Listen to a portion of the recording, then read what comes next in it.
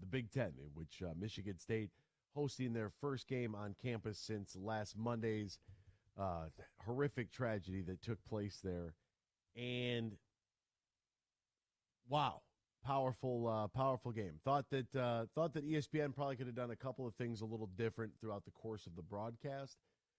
Just from like a sound standpoint, like if you're going to do a feature or a bumper piece that's coming back from the break to talk about something serious and related to what's going on campus and some of the memorials and things, you can't have like crowd mics that are up. Like you have to isolate the sound of the actual announcer's voice, or that's something you got to tape ahead of time, because they're trying to play the music in the background that fits the setting on television while you hear the band and the DJ in the back. Like it's just a bad mix. Jalen Hood-Schifino got the first bucket of the game, but I thought overall, I mean, Michigan State, they played well. The fact that they had the lead at halftime, I was like, there's no way they're losing this game. You could just tell. And that was one of the questions we had yesterday, right? Were they going to come out flat?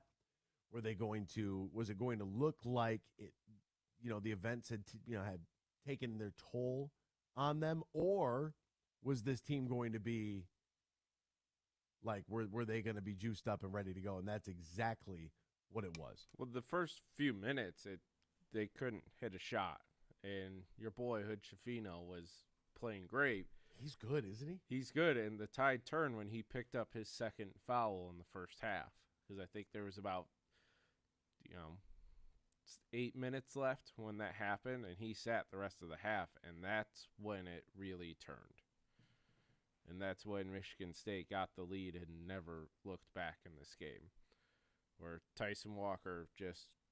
Goodness gracious, was he hot last night? He was hot. Woo! And his comments after the game, he goes, no matter if I start out hot or cold, you shoot to get hot and you shoot to stay hot.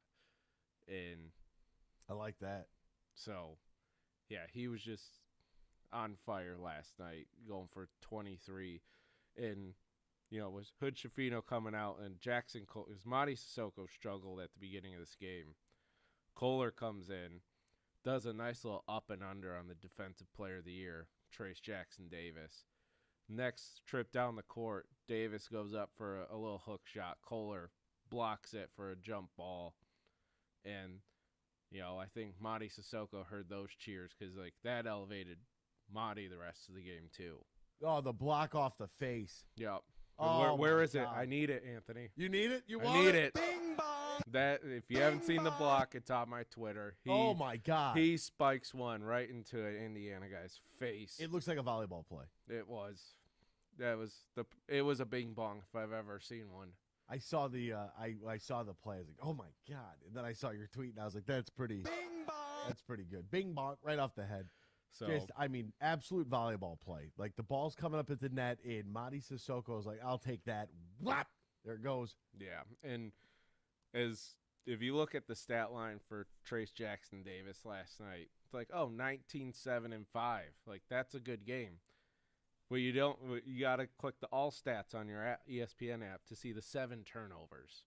Yeah, that's a big that number. He had. Where MSU started doubling him at the beginning of the game, he was finding guys, and then they changed it. Like, all right, we won't go full double team. We'll just dig a little with the guard, and again, props to Jackson Kohler and Mady Sissoko for holding their own, because Carson Cooper was unavailable last night because he.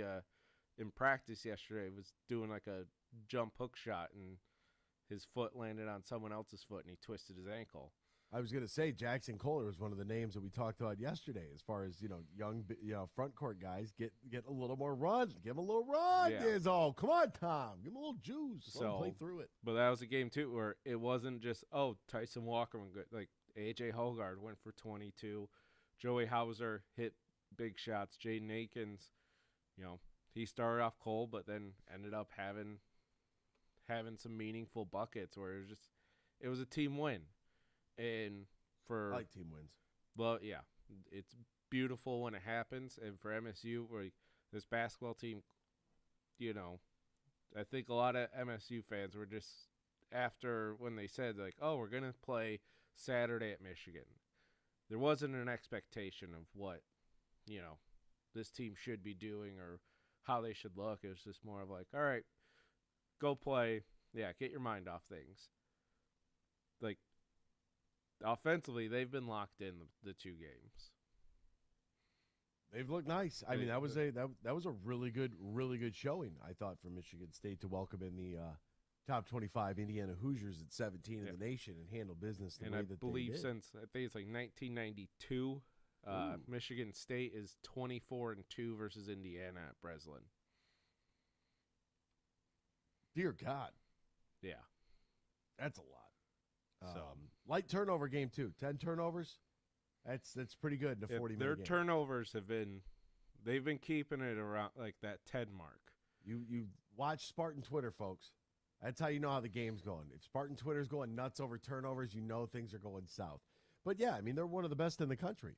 Like if you are only giving up 10 turnovers a game, you're going to put yourself, or 10 or less, you're going to put yourself in great position to win. Obviously, every coach would say, "How about we play with no turnovers?" Well, yeah. That'd be great. How about every day is 85 and sunny too? Like, yeah, it's not realistic. Here it's unless you're in San Diego. Yeah, Punta Cana's another place, the Dominican. I just What's the weather like today? Nice. It's beautiful there.